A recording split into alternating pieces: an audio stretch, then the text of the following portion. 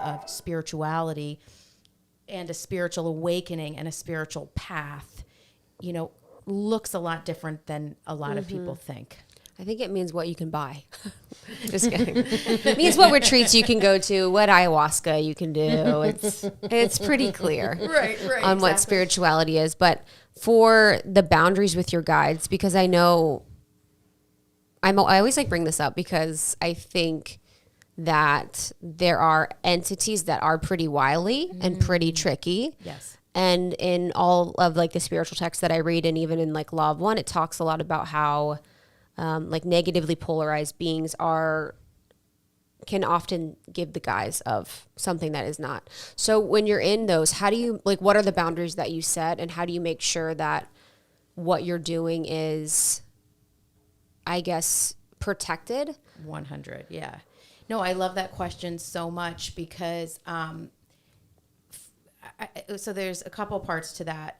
The first layer of tapping in, a lot of times we tap into that lower level energy.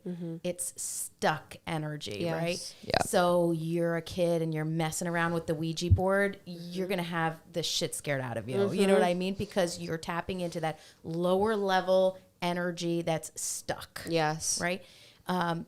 So the idea is when you work with that, and I've been very scared in my life. I'm not anymore. You know, but that's that lower level energy. And I think that's where people get stopped. So they want to connect, but they're so scared. And I always tell people, move through that layer. If you go deeper, it's so much better. You're getting into stuck energy. And I mean, there's all different types of hauntings. I can take you guys through all the different levels of hauntings, but there's all different types of stuck energy and hauntings.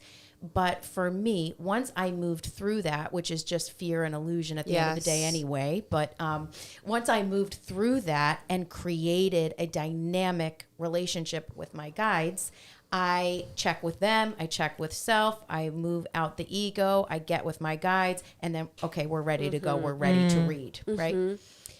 So there's a lot of protections that I set up, and I still white light. If I'm reading for someone, I white light us. I only invite in both of our highest and best vibrational guides, angels, teachers, and loved ones with specific messages, right? And I seal us in a white light bubble. So boundaries, and even just speaking your boundaries are powerful because remember, everything is us. So our intentions are powerful. Yes. So I would say, you know, if anyone is, you know, hoping to connect with their guides, just set your intentions very, very, very clearly on who you want to connect with. Set a beautiful intention with a light heart, not a fearful heart, right? Like people, clearing their house are like, oh, please, go away. You know, they bring in a lot of fear. It's like you want to clear your house with joy and light and fun and, you know, move out, right? But yes, boundaries. Huge boundaries, and say them, speak them, and set intention. Fuzziness creates holes. Yes. Right? Yes. Creates a lot of holes. But, you know, working with your guides, when you focus on them, they will come. But then people go, it sounds like me. And it's like, yeah, it does. Because your guides meet you in your intuition. Your guides don't meet you in chaos. They can't. Your guides meet you when you're dropping in, and when you're in that still place, that's where your guides can meet you. So set intentions, create boundaries. And when I read, I have huge, huge boundaries. And also, I've been doing this for so long. I know when something's a haunting. I know when something's a ghost. I know when something is, I can see that person's loved one, you know, come into the reading. I can see their guides. I connect with that person's spirit.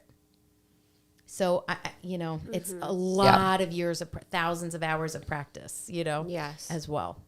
When you say everything is us, can you just expound upon that? I think, I think so much like you said, actually, my friend is like, we outsource so much, right? What is the thing? Tell me the thing. You tell me, right? Give me the nugget that will do it all, right? And the secret is the nugget, the thing, the book, the guru, the thing, it's all in you. Every single person I've ever met is connected to God. And in fact, something I love that Michael Beckwith always says is like, you are loaded and coated with God when you were born. I love that. You're loaded and coated. God's in you. We come from God. We're part of God. We're all one, right? And so you're loaded and coated. So meaning God is within you. Your truth is within you.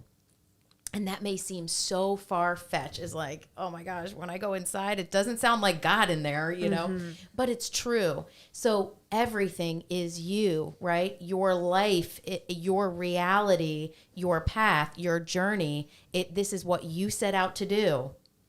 You are creating your reality. Your path is unfolding before you, and you are unfolding it. There, you know, big secret, there's no gray-haired man on a throne judging you in, quote, heaven, right? It doesn't work like that. You are your judge. It is in you. The truth is in you because God is, period. God is not judgmental, tempestuous, or bitchy. I love to think of God just like, I just don't like that shirt on you. You're not going to have a good day. You know? It just makes me laugh so much. It's like, that is not God. God is, period. Yes. Our relationship to God changes and kind of over time, but really everything is you. We are more powerful and more magnificent and more in control than our minds will have us think. So much easier to be like, this happened to me. You know what I mean? Where it's like, how could this happen to me? You know, it's like the victim. Yeah. One of the first, layers of having that spiritual awakening is realizing, look, bad shit happens for sure. 100%. Some of the nature of being in this earth classroom that I call it is suffering, right? Very bad things happen. But constantly blaming everyone else for how you're feeling now and that victim mentality will keep you so small and keep you so stuck and keep you so saturated with resentment and anger that it will just devour you. You forgive and you move through to free yourself, not them. Yeah, and the Law of One, they talk a lot about how 3D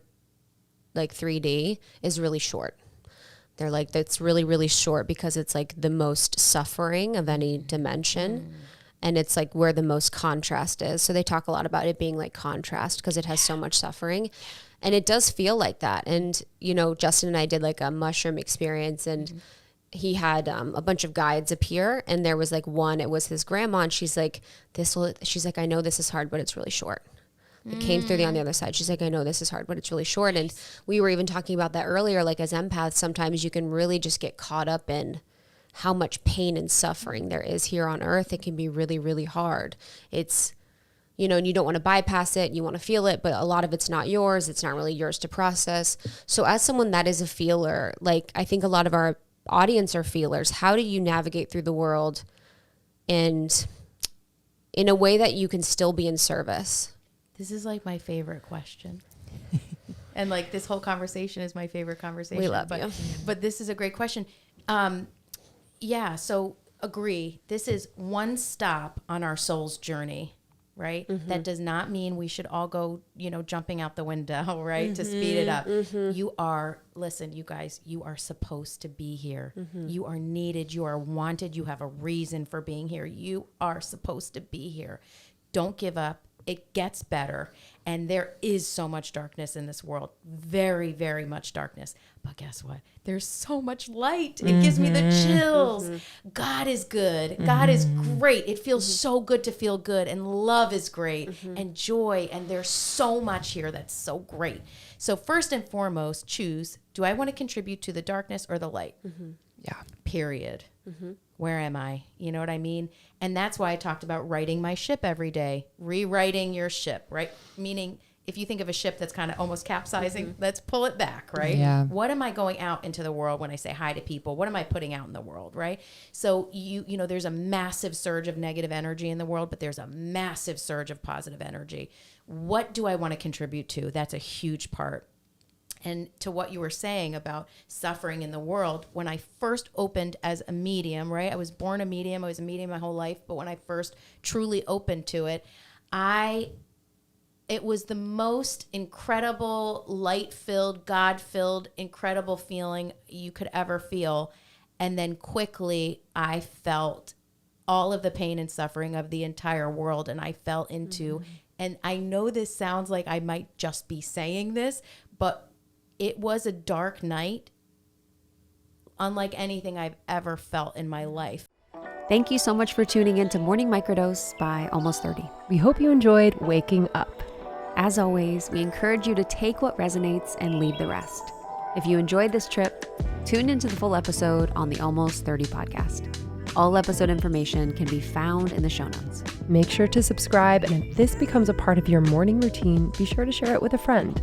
We have new inspiring doses Monday through Friday. Follow us on Instagram at Morning Microdose, and follow Almost 30 at Almost 30 Podcast. Thanks for listening. We'll see you in the vortex.